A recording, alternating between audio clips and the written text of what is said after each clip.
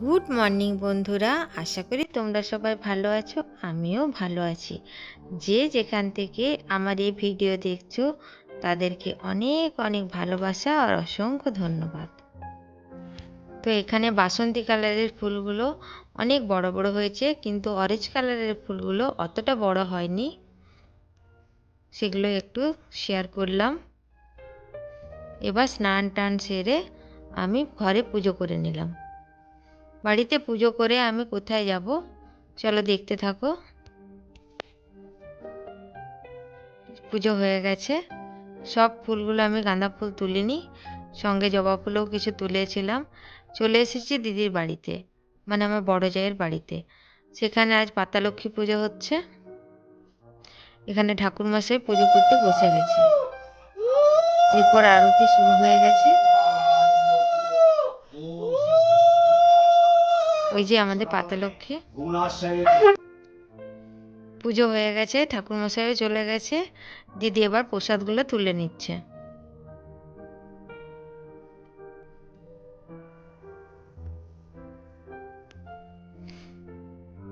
আর এখানে আমি ঠাকুরমশাই আসার আগেই আমি আটা মাখতে গেছিলাম, কিন্তু ঠাকুরমশাই চলে আসার কারণে আমি ঢাকা দিয়ে চলে গেছি। এবার আটা মেখে নেবো। আর এখানে বড় দানার সাবুটা দিদিভাই ভিজিয়ে রেখেছে, সেটা কি করে দেখি। আর এই যে পুজো হয়ে যাওয়ার পর আমি এক প্লেট প্রসাদ নিয়ে বসে গেছি খেতে।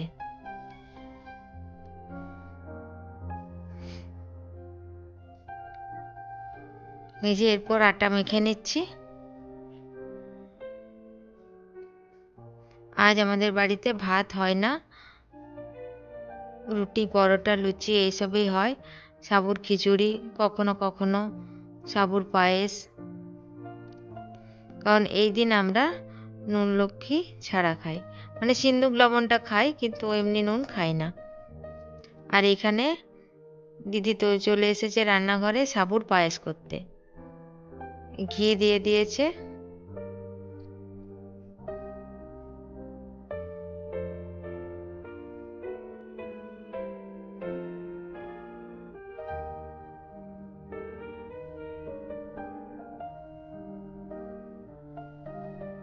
কাজু কিশমিশগুলো ভেজে তুলে রাখছে।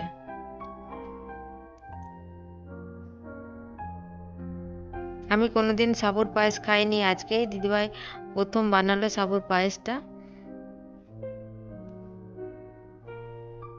চিমনিটা চালালো, তো ভালোই হয়েছিল, খেতে খুব সুন্দর হয়েছিল। এবার সাবুদানাগুলো দিয়ে দিল, একটু ভেজে নেবে।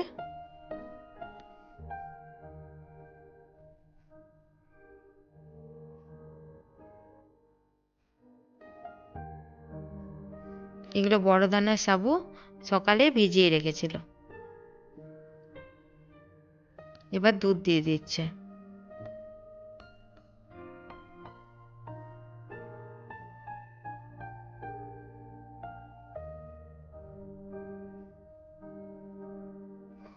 দুধ দিয়ে ভালো করে নাড়াচাড়া করে একটু ফুটিয়ে নেবে। আমি কখনো সাবুর পায়েস করিনি, এর মধ্যে বাতাসা দিয়ে দিল, গুড়ের বাতাসা। আর এই যে কাজু কিশমিশগুলো দিয়ে দিল। তৈরি হয়ে গেল বড় সাবুদানার পায়েস। আর এখানে আমি পরোটা করে নিয়েছি। আর এই যে এখানে সবজি হবে, মটরশুঁটি, ফুলকপি। এবার সন্ধেবেলায় আমি একটু ঘুগনি বানিয়ে নিচ্ছি। প্রেসার কুকারের মধ্যে আমি ঘুগনিটা বানিয়ে নিচ্ছি, খুব চটজলদি ঘুগনিটা হয়ে যায়। সকালে জলখাবারেও আমি এরকমভাবেই ঘুগনিটা বানিয়ে নিই কখনো কখনো। এই যে প্রেসার কুকারের মধ্যে তেল দিয়ে আর টমেটো দিয়ে দিয়েছি, আর এই আদা, গ্রেট করা আদা দিয়ে দিলাম।